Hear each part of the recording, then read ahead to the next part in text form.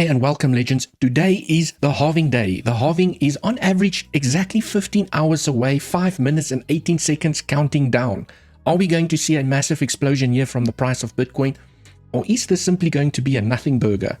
Today we'll analyze the price of Bitcoin, go through some fundamental news around the world, and remember, 3 of my favorite, yes, not 2 anymore, 3 of my favorite exchanges that I now use to trade on. I've recently added Blofin over here yesterday during my live stream. I've tested it out during the last couple of weeks and so far so good. Also Bybit, one of the exchanges that I use for my larger spot position, 20% reduction in fees. Mexi and Blofin, where you don't need to KYC. So if you're looking for that alternative, you're not happy with the exchange that you're currently using, or you would just simply like to start trading, Blofin, new partner, you get the opportunity to win $5,000 when you sign up, and also they are currently running a special where you get 50% reduction in your trading fees. Go sign up and come trade with me. Let's dive into some fundamental news. Breaking: United States Congress to begin investigation into SEC Chairman Gary Gensler following a report which found he may have bought 1.2 million in XRP during the Ripple lawsuit. Well, isn't that something? Okay, and I mean, he's the one that dragged them to court. They dragged on for years and years.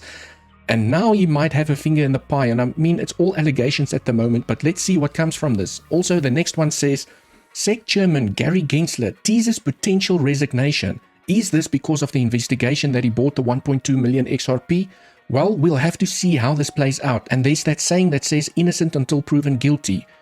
Next up, just in. Fed official says Federal Reserve could wait until 2025 to lower the interest rates.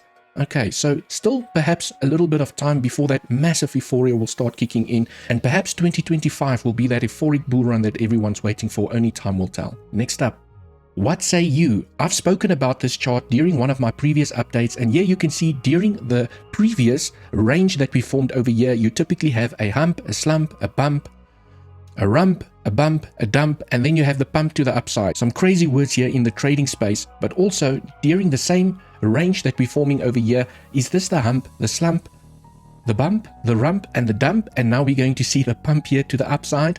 Right, we'll analyze Bitcoin in a moment. Next up, Max writes, bears are making a big mistake, and there's quite a lot that's been said over here, but basically translating this to what he's showing over here is to say that USDT dominance is hitting resistance over here. Right, where when BTC dominance goes down, it means that money are flowing back into crypto and Bitcoin. And also there's a bullish retest for Bitcoin, there's a bearish retest for USDT dominance. Could this give us that momentum to break to the upside where we reject and money starts flowing back into Bitcoin? And obviously the result is Bitcoin shoots up from where we are right now. Next up, altcoin total market cap pattern. You might want to bookmark this one. Right, and here you can see, looking at the previous cycles over here, as soon as you break through the Bollinger Band, you can see 1, 2, 3, 4, where you break through. Will this time be different? Where we've got the 1, we've got the 2, we've got the 3, and we're waiting to break this line, and for the 4th explosive euphoric move here to the upside. Next up, big breaking, Solana meme coin bonk take over in Dubai. Right, you can see quite a little pretty video that's playing over here, and I think they've made this with drones if I'm not mistaken. So will this give Bonk that momentum that it needs to start recovering to the upside? Next up, breaking, Solana continues to dominate Bitcoin and Ethereum in daily active addresses for the past 2 months. Right, so still some bullish sentiment for the altcoins out there. Have they found the bottom where they are right now? And are we going to start seeing some pumpy action to the upside? Let's go and analyze the price of Bitcoin together. Right, I'm here on the price of Bitcoin on the 4-hour time frame, and I just wanted to look at this range again. So always I like to zoom out and then I go into the detail. The first thing that I acknowledged this morning when I did my analysis is to say that we are now back inside of the range. And usually what this means is when you get acceptance back inside of the range, like we did over here, you get a deviation above, you get acceptance back inside the range. You come down to the bottom, you have a deviation here, you go back to the top.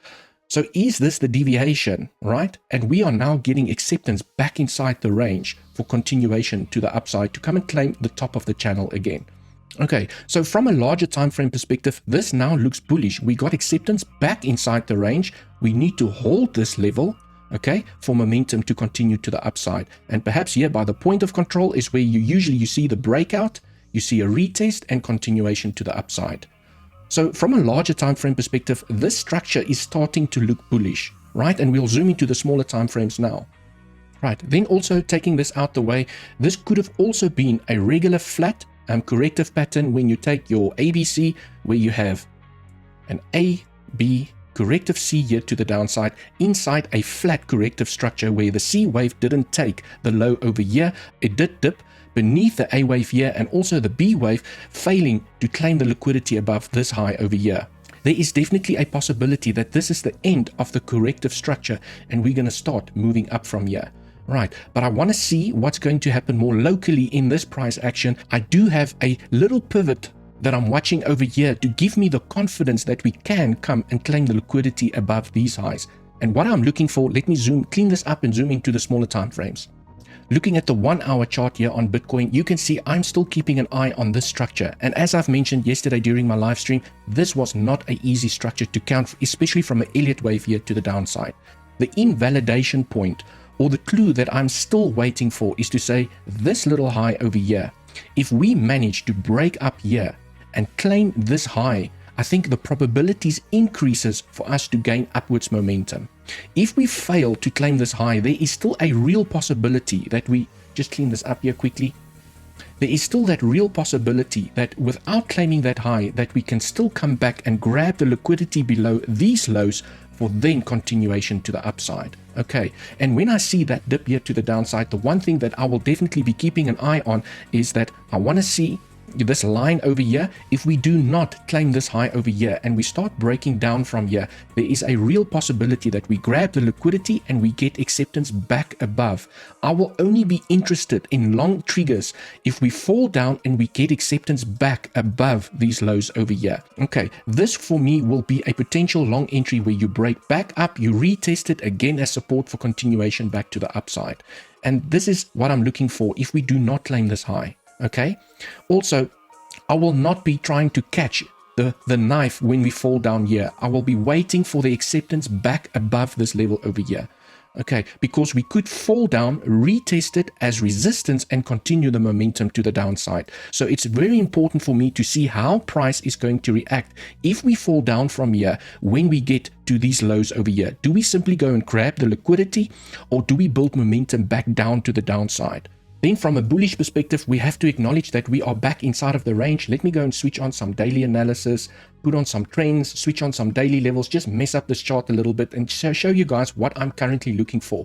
The one thing that we do have to acknowledge, okay, you can see here I've got the value area low. I also have a daily and previous day value area high. So this is actually an all daily level, but the fact that we broke through with high volume could give us that retest and continuation here to the upside. This daily level is actually for me quite critical. If we SFP from this daily level, right, and we start getting momentum back here to the downside, this could be that clue that we are failing to claim this high and we are starting to turn around to come and grab the liquidity below these lows. And probabilities for me increase once we claim this high over here.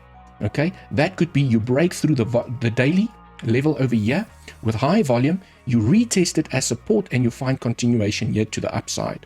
The new full moon prints on the 23rd of April. If you'd like to know why I'm so obsessed about the new full moon printing on the 23rd, go check out this video right now. And until the next one, cheers for now.